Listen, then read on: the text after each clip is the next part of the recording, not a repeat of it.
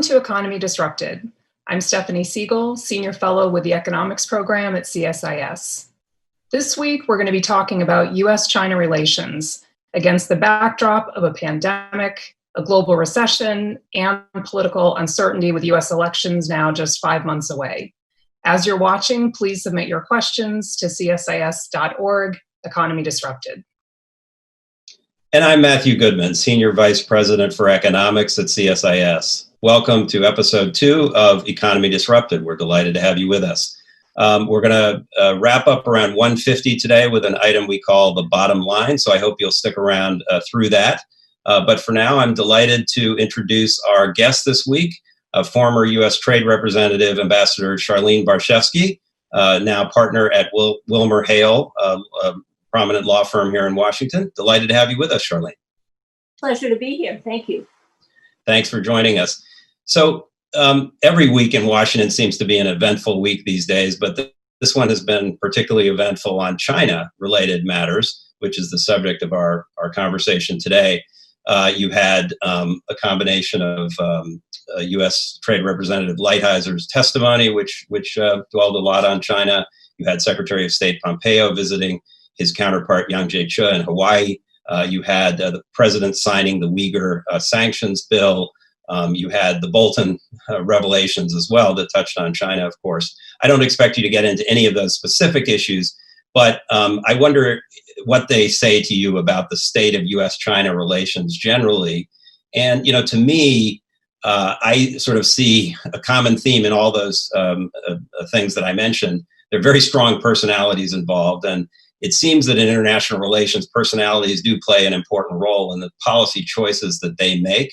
And so what I'm wondering is, against the backdrop of this sort of view that there are broader forces at play, that there's a sort of Thucydides trap that the US and China are caught in, and that we're inevitably going to clash because we're an established player and a rising power that are in conflict. Those are sort of different views of the world, and I just wonder where you come out on, you know, how inevitable it is that we're in this position, or how much is it a function of people's choices and the personalities involved on both sides.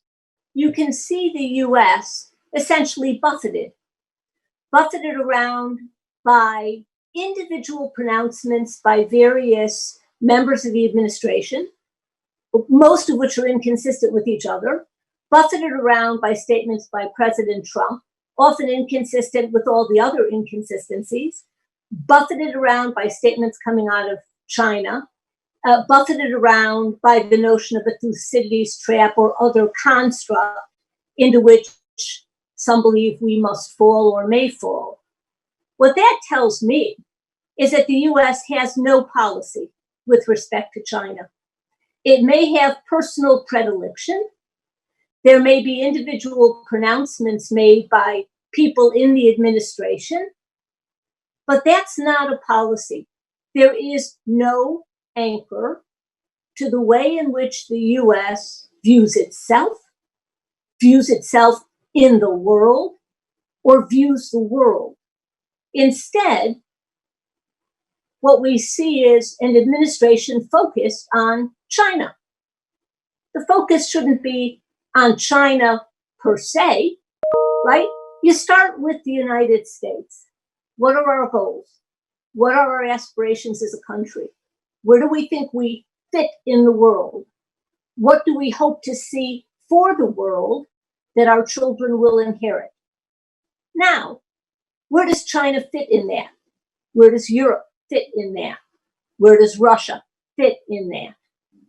If pieces fit in a manner consistent with our vision for ourselves as a country, great.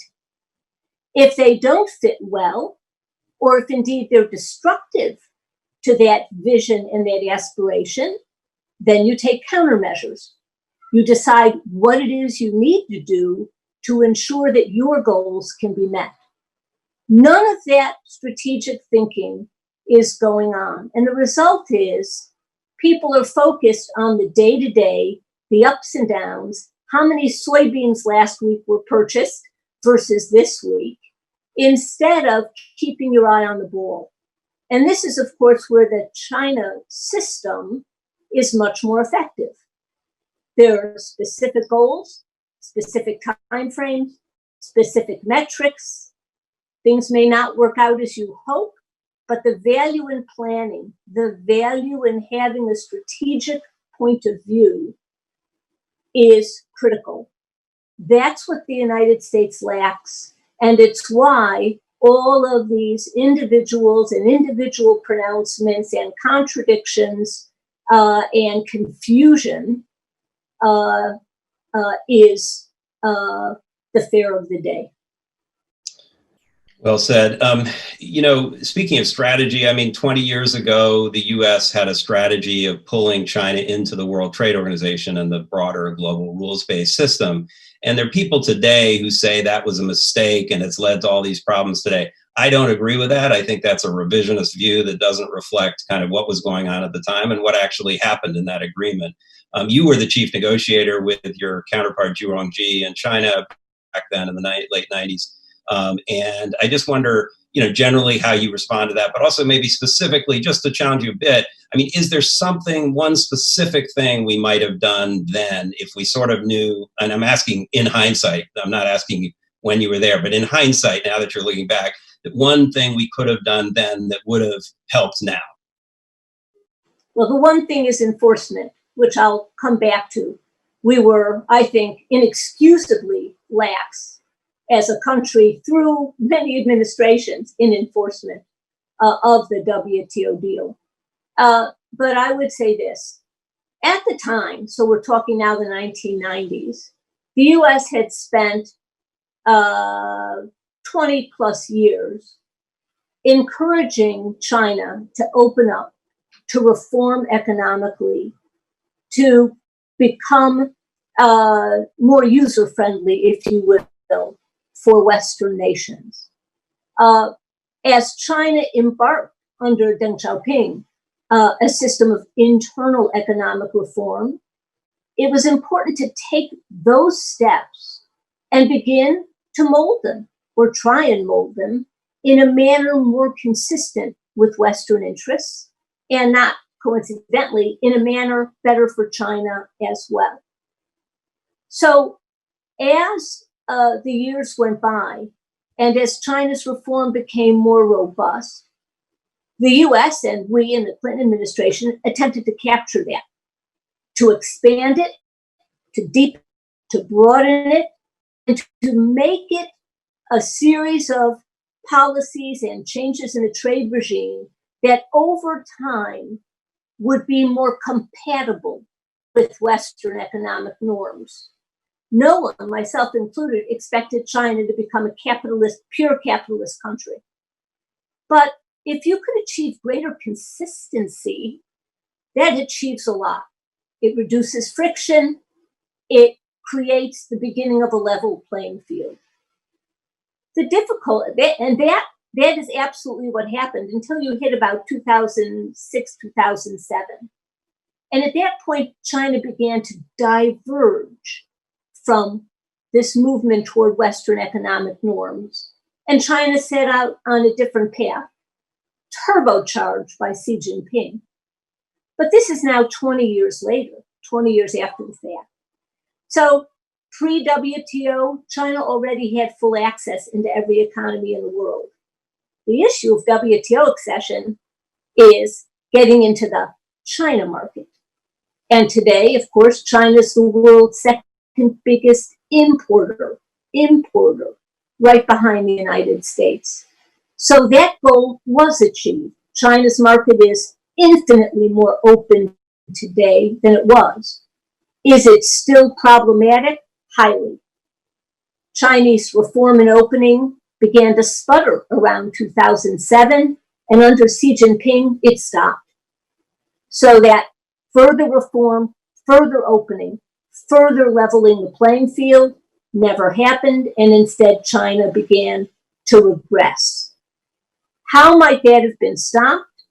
If there had been better use of the tools in the WTO agreement, specific tools for the China situation, I think we would have been in a far situation.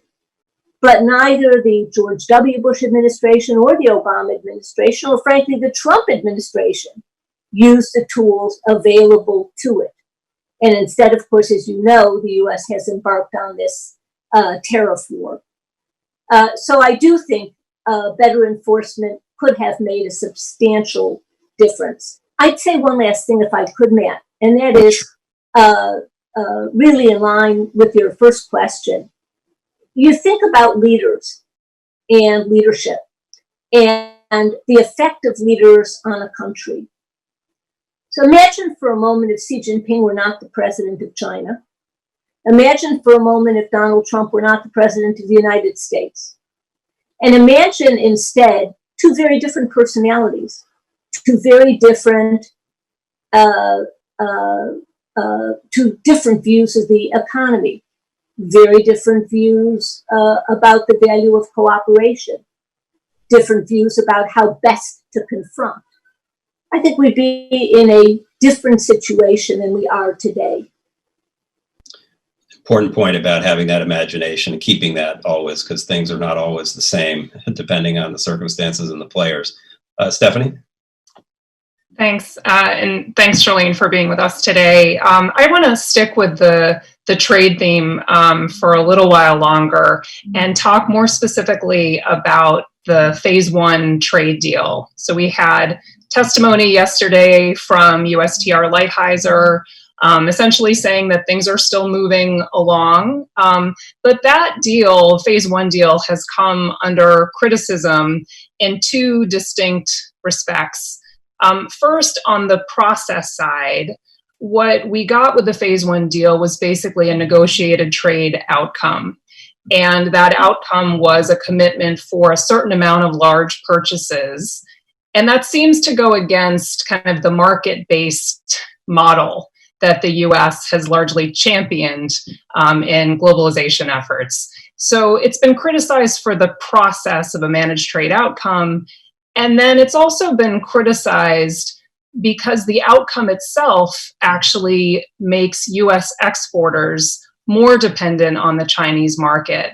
And so at this time of heightened tensions between the US and China, the wisdom of increasing that dependency has been questioned. So I'd love to hear your views on both of those things, the managed trade outcome and then increased dependency that results from the agreements.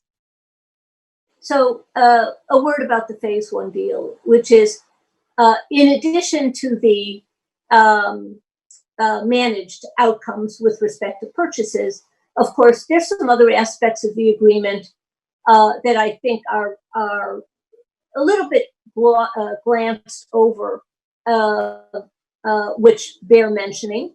I don't think they're spectacular or fantabulous, but I do think they're helpful. One is, of course, a further elucidation of tech transfer rules. Of course, the WTO accession that we did in '99 prohibited forced technology transfer. This is one of the areas that no administration has enforced based on that obligation. But this phase one agreement builds on that obligation. I think that's helpful. And of course, there were some changes as well with respect to intellectual property and the creation of an action plan. Again, these are not earth-shattering. China has many years before done action plans on intellectual property. But nonetheless, they are, I think, additions to the purchases. With respect to the purchases, you have a very strange situation. That is, the United States criticizes China for being a statist, state-controlled economic system. We've criticized the power of state enterprises with respect to the purchase and sale of goods, favoritism bestowed on state enterprises. Well, who's making all these purchases? It isn't the mom and pop shops. It's the state enterprises in China. So when we demanded these purchases be made, what we're saying to China is, use your state enterprises, dictate to them what they have to buy, make sure they buy it. This is exactly what the US has fought against, not just with respect to China, but with respect to Europe and many other countries for the last 40 years. So we are enhancing the power of state enterprises. We are tacitly approving of the power of the state to, for political reasons, direct that certain transactions take place. And, as you noted, we're making the US agriculture community more dependent on sales to China, not less dependent on sales to China. So there is a kind of concentration risk there that likely that could become a danger later on. So this is a very strange set of outcomes. Last point to make is, of course, the reason for wanting these managed numbers, apart from politics, is this notion, which is demonstrably false, that we will erase the trade deficit with China if they buy more of our agriculture. And of course, the trade deficits, which are enormous in size and tend to speak to the strength of your economy relative to the other economy in which you are in deficit. I know it's intuitive, but it is the case, is not going to be erased by these managed purchases. Trade flows and the complexity of global trade is such that micro decisions will not affect the macroeconomic outcomes, nor do they affect the outcome on the trade deficit when the reasons for the deficit have virtually nothing to do with trade and everything to do with capital flows, levels of investment, and of course the role of the dollar as the world's reserve currency. Yeah, and actually you bring up the thing that I wanted to ask you about next, which is the fact that what was really kind of the dominant narrative for the first couple years of the Trump administration behind these US-China tensions was trade balances, trade in goods and services. But over the past year, I think we've seen some of those tensions migrate from the trading side to the investment side. So we've seen in the United States a reform to our mechanism for screening foreign investment that was largely motivated by concerns about Chinese investment coming into the United States. We've also seen and actually encouraged a number of our allies to also tighten up their foreign investment screening regimes. And then just in recent weeks, there is a lot of activity around the potential for delisting Chinese companies in the US and potentially preventing US investors from investing in Chinese securities.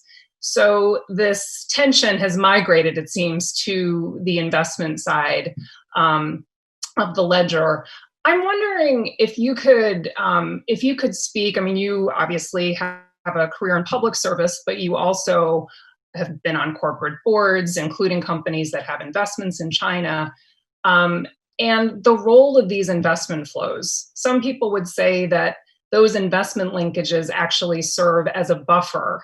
They align interests and have common interests, so they're a buffer in the relationship, and that's a good thing. Others say, no, it's the exact same problem, that you've created dependency, and that dependency undermines our national security and our economic security. So where do you come out on that issue? And if these investment flows are a positive that can help support the relationship or actually undermine our security? So I think it depends what investment flows you're looking at. So in the case of technology, and for example, the Chinese acquisition spree with respect to sensitive or near sensitive technologies, one could argue that as a matter of national security, those investments should be carefully screened, should be looked at with a critical eye, and determinations need to be made whether investments of that sort might threaten to impair US national security. And if so, to perhaps disallow those investments or impose mitigating features on those investments, so on and so forth. But with respect to your ordinary investment flows, which of course, by the way, keep the United States alive, right? The position we would be in without that inward flow would be as Argentina is today. So with respect to the normal investment flows, let's think about China. It's a fifth of the world's population, 1/5. 1/5 of the world's consumers live in China. 1/5 of the market of the world is in China. How do you walk away from a fifth of the market globally? Of course you want to access that market. Of course you want to be able to serve consumers in that market. And of course, as we do in Europe, and Europe does here, Canada the same, you want to use that market also as a further export base. These are all positive attributes of investment. It allows you as a company to enhance your presence globally, to reach consumers you might not otherwise reach, to participate in markets that are often benefited by inward investment, not only for job creation and the alleviation of poverty, but also foreign companies tend to bring with them and with their investment better practices than existed in the markets, including with respect to labor relations and with respect to the environment. It's not perfect, that's for sure, but it's often better than what existed. And to the extent it helps raise the level of security in that country with respect to its population, that's a good thing. So I think this notion that all investment is bad or all investment is a threat to the United States is absolutely wrong. For those investments that are sensitive for security reasons, that I put in a different category. But with respect to the ordinary flow of capital and investment into countries, including, fortunately, our own country, we see, I think, many, many positive attributes to investment. One last point, and that is concentration risk. We were just talking about concentration risk in agriculture in the United States. How do you best diversify concentration risk? How do you mitigate concentration risk? You don't sell just into one market and hope that market stays healthy for the duration. You spread your sales, you spread your manufacturing, and you avail yourself not only of potential cost or other logistical other advantages, but also the advantage of not being overly concentrated or overly dependent on a particular market. That's another important function of investment. Yeah, and you're alluding to something that I hope we have time to come back to, and that is the fact that we're not really in a closed system of just two countries. It's actually taking place against a global backdrop, and that's something hopefully we can come back to shortly. Let's try to do that if we have time. Let me just shift gears, though, if I could, Charlene, and ask you about China's industrial policies and their sort of massive subsidies, and that's obviously right at the heart of the economic tension between the U.S. and China right now. Last week, the Wall Street Journal reported that Chinese local jurisdictions, egged on by Beijing, are going to be spending a collective $1 trillion, that's trillion with a T, dollars on investments in artificial intelligence, in data centers, and mobile communications, and so forth. They're calling this the new infrastructure policy, which sounds very benign, but it sort of echoes the old Made in China 2025 plan that supposedly has been set aside. Meanwhile, last week, a bipartisan group of senators and members of the House of Representatives here tabled a bill proposing a $25 billion with a B dollar investment in semiconductor production, funding and tax credits to promote domestic semiconductor production, which sort of sounds like an industrial policy as well, and albeit on a much smaller 1/40th, I guess, the scale of China. So one other data point, which is that if you look at national R&D spending as a sort of broader investment in innovation in both countries, China is ramping up its spending, whereas in the U.S., federally funded R&D has dropped from close to 2% of GDP during the space race in the 1960s down to, I think, a 60-year low of about 0.6% of GDP. So against that backdrop, how worried are you about all of this? And what should the U.S. be doing? Should we be trying to emulate China and doing more industrial policy or more an innovation policy, if you want to use a more polite term, perhaps? So the U.S. ought to do what it used to be great at and no longer is. And that is that during the space race and pre-space race and then immediately post, you had extraordinary cooperation between the federal government, federal funding of universities in the United States, particularly research-oriented universities in the United States, and the private sector. And that triangle, government funding of really smart people and private sector ingenuity, created most of the technologies we're still riding on now, right? Our R&D funding is disgraceful. Basic funding for R&D should be a top priority of the United States. It has not been since the space race.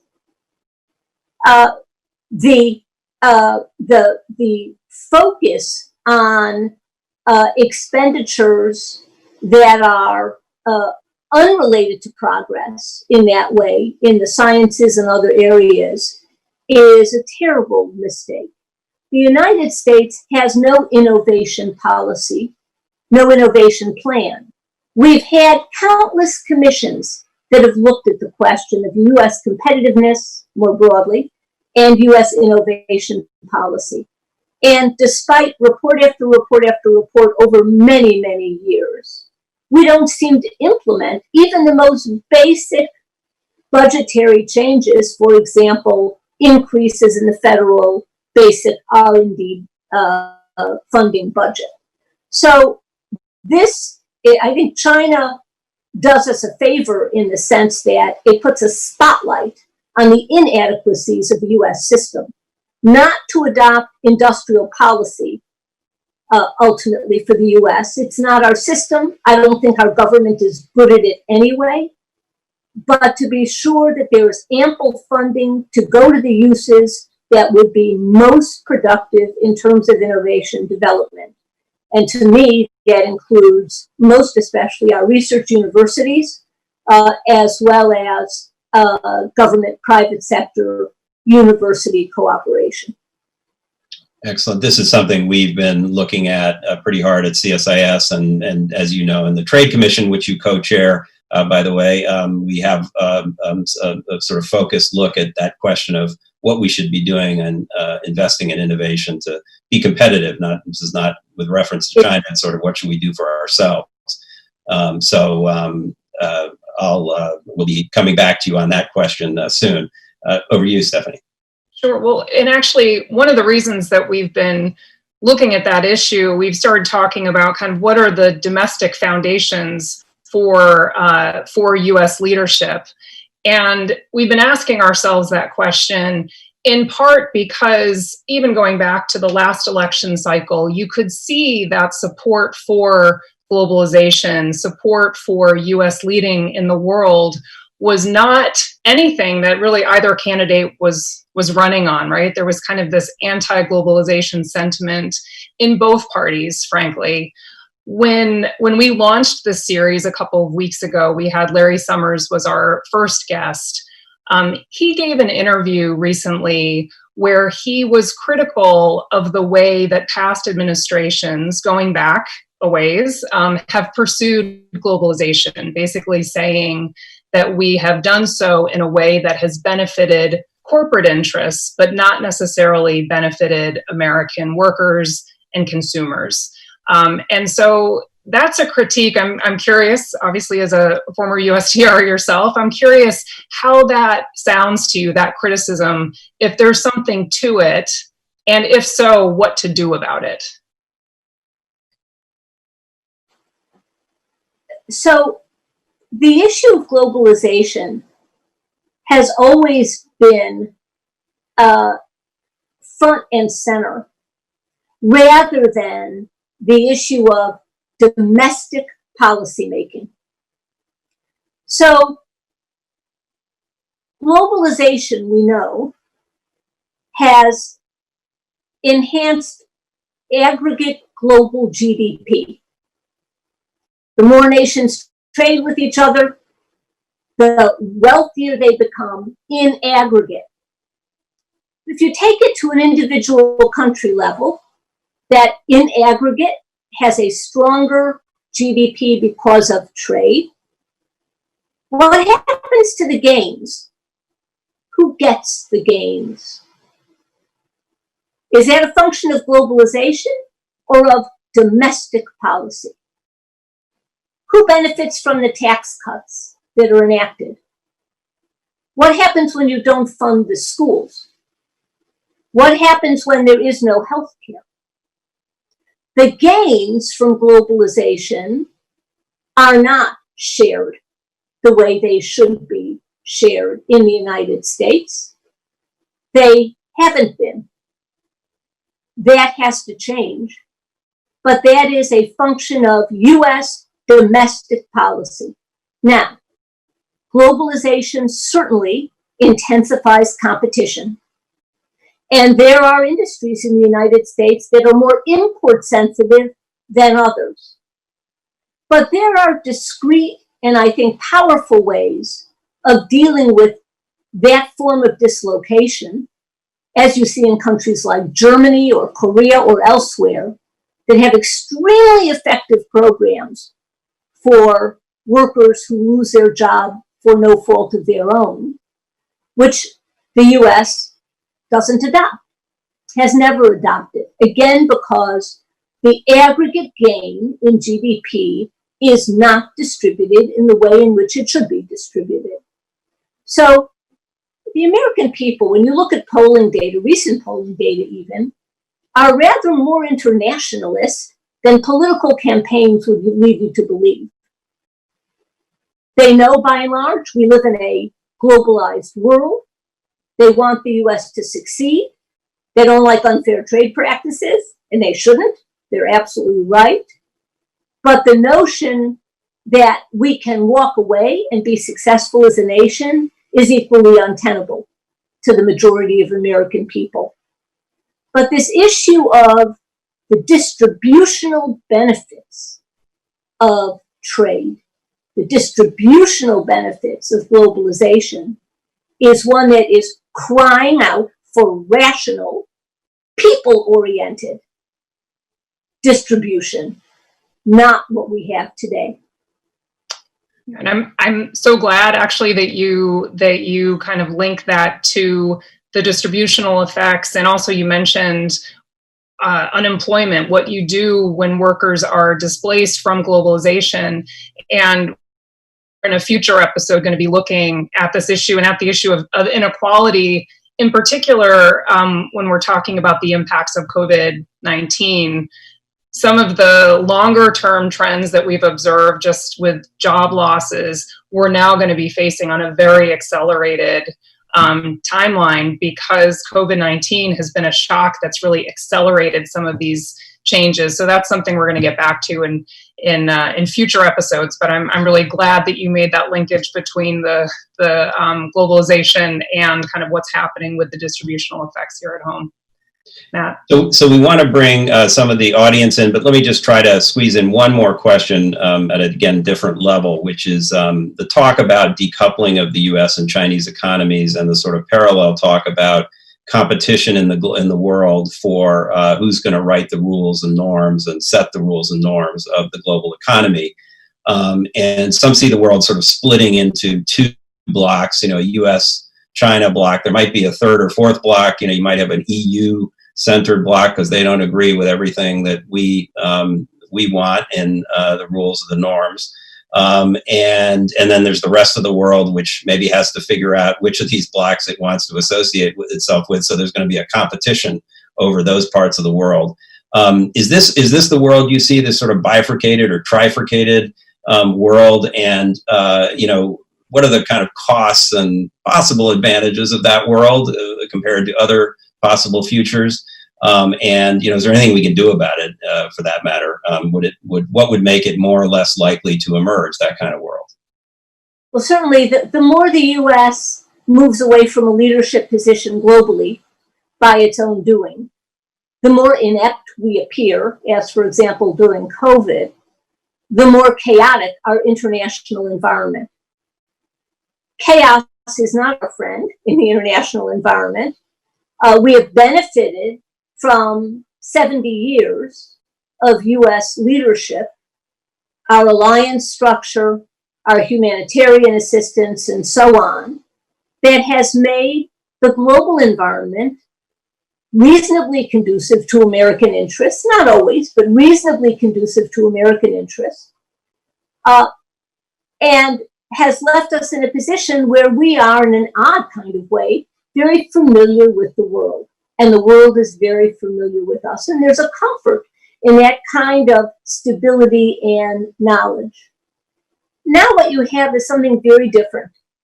If you think of the US and China, there is more than just the fear of economic decoupling. There's something else going on entirely, which is the notion of competing models of governance, models and modes of behavior that for the US as a rule of law, democracy, based country, notions of individual freedom with Western allies on the one side, and China very explicitly offering up what they call the alternative, or the China model, which is largely building a world very conducive to China's interests. Countries sign up for laissez-faire positive economics in exchange for deference to China or non-opposition to Chinese positions. This is really the essence of Belt and Road, ultimately, if you think of Belt and Road geopolitically, not economically. So we see a different kind of challenge faced by the US and Western democracies, an alternative model that at least superficially looks successful, as opposed to the old Soviet model, which never looked successful, which looks successful. And so apart from the economic side and this notion of model, of what the world should look like in the main, the United States, and this is why I started in the beginning with this, has to decide where it sits and what it believes in and what it believes the world should look like. And then go about rekindling that coalition so that at a minimum you have competition, but it's reasonably even, no one interfering too much with the other because the stakes become too high, the disruption becomes too great for everybody, and you live in a kind of duopoly, duopolistic world, if you will. Is that sustainable? Is it viable? I don't know, but it's where we're headed. There's a view that the middle powers will come to the fore.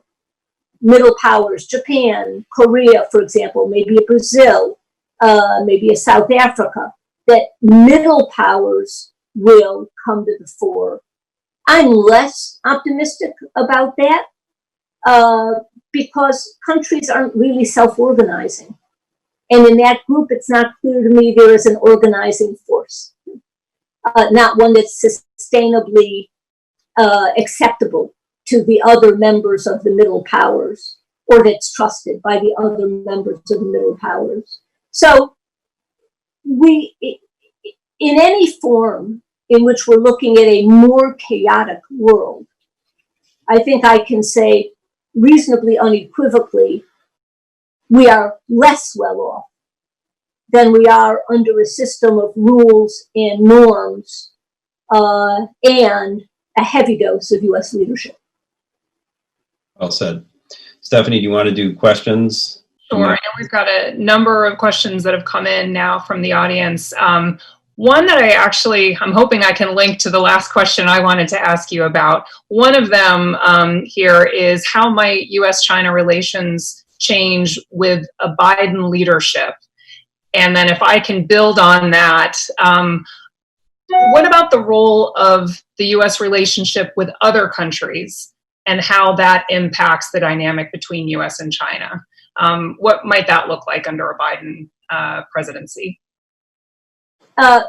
So not speaking for the Biden campaign, but I think most people who have followed policy feel they have a pretty strong sense of where Joe Biden is. He's a basic internationalist, believes in the alliance structure, very much so, in the alliance structure, and the fact that it is the way in which the US not only projects power, but also creates greater stability for itself and its partners. I believe he has always stood for the proposition that the US has responsibilities abroad. And those responsibilities, in turn, help the United States, help our allies, help to create a more peaceful external environment, not only for us, but for others. On the other hand, and let me add, and of course during the Obama administration, he was the point person with Xi Jinping. Before Xi Jinping became president, Joe Biden had spent very considerable time with him. Now, the other side.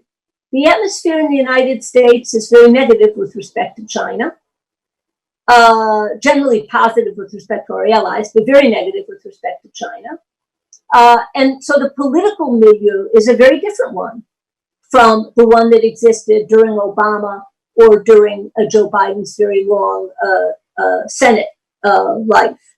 And in that context, of course, I think it's fair to say he's also always believed in reciprocal relations, notions of reciprocity, of fairness, of a level playing field. And I would expect that those elements would also be emphasized in a Biden administration. I think he'd be very tough on China because he doesn't like unfairness, doesn't like the feeling that the U.S. Is being denigrated, if you will. But I think the big difference is that because he believes in alliances and because he believes in the value of cooperation, including with those with whom you're not aligned, but where cooperation is important nonetheless, he will develop a cooperative agenda with China. As of course we should. And I think that this will be one of the hallmarks for him. So I had wanted to ask you about something you mentioned in passing, which was the Belt and Road Initiative. I didn't because we had a separate session on that, which I commend to viewers. It's on our website at CSIS. Charlene and her co-chair and colleague Steve Hadley did a great event a couple weeks ago on the Higher Road, this report that we did a year ago on global infrastructure strategy. So I will sort of avoid asking you about it, but also give you the opportunity to explain why you're so worried about it, because it feels like China's not getting much love with Belt and Road, whether it's because countries feel the Chinese are just coming in and sort of stripping stuff out, not leaving much behind, or because of debt problems, or just because it's for them themselves, it's expensive and they're getting some grumbling at home. It doesn't feel like this is getting them a lot of joy and love. So why is it a concern to us? But that's not I want to ask a viewer question as well, which is a pretty simple one, which is COVID-19 and phase one. To what extent do you think phase one is really at risk now because of the disruption of COVID-19? And any other thoughts about how you think COVID-19 is changing the trade debate? COVID on trade, I think, look, the trade numbers for purchases were always fantastical. COVID makes them somewhat more fantastical. On the other hand, the Chinese are purchasing, not at levels one might have expected under the agreement, but they're purchasing. And I think this sort of the up and down and day to day and are they, aren't they, is a little bit of a distraction. they'll buy what they can buy. They won't buy what they can't buy. And then the administration will make a decision whether that's good enough or not, or whether COVID is sort of the ultimate mitigating circumstance, and the Chinese just ought to have more time to do what they do. But under any of those scenarios, you're only strengthening state enterprises in China rather than working to discredit them. With respect to Belt and Road,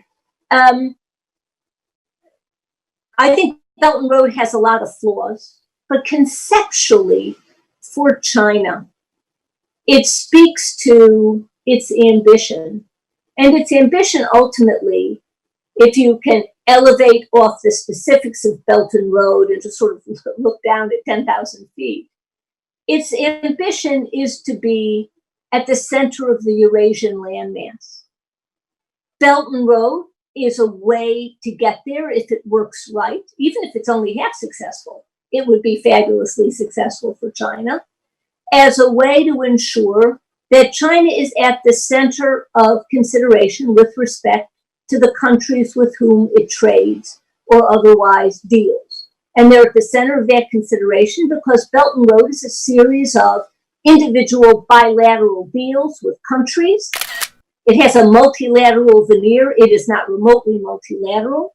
It's bilateral, where China creates unique spaces for itself and whatever partner it is to create special rules or norms, to undertake certain obligations. All of this is opaque. All of this is non-transparent. And the only one that has information on everything is China. So for China, this kind of ambition to bring together within its orbit, if you will, within its sphere of influence, the countries of the Eurasian landmass. And of course, as you know, they've been trying to disintermediate the European Union for a long time, somewhat successfully so with respect to the southern European nations. But this ambition is, I think, a wake-up call to the West. Is this the direction in which you expect, for example, Europe to move? And if it isn't, well, you can't beat something with nothing. What is it then that you are selling? What are you communicating? What are those values or those enticements that ensure a world much more in balance, but not with China as a hegemonic power? Terrific. Well, there's so much more that we would love to talk to you about, and we hope we can have you back. You're such a trooper. You come and do a lot of things with us at CSIS, and we really appreciate that. I wrote down here a word that you said earlier in this program. You said fantabulous. I can't even remember what you said was fantabulous, but whatever you just did was fantabulous, and it was really it was really great. And lots more questions from viewers, and I apologize to viewers who didn't get their question asked. It's these programs are not long enough, but we really appreciate it, Charlene. Thank you for your time, and do come back again. It's always my pleasure, as you know, Matt. Thanks. And just to advertise, next week or 2 weeks from now, on June 29th, Monday the 29th, we're going to have the chief economist at the International Monetary Fund, Geeta Gopinath, is going to be on with us to talk about the economic impacts of COVID-19. So please do stay tuned for that. We'll send out an announcement soon, and that'll be an interesting program. At this point, we're going to wrap up with our usual little segment at the end called The Bottom Line. So with that, I'm going to say goodbye and thank everybody for your time and attention. Please stay tuned for The Bottom Line.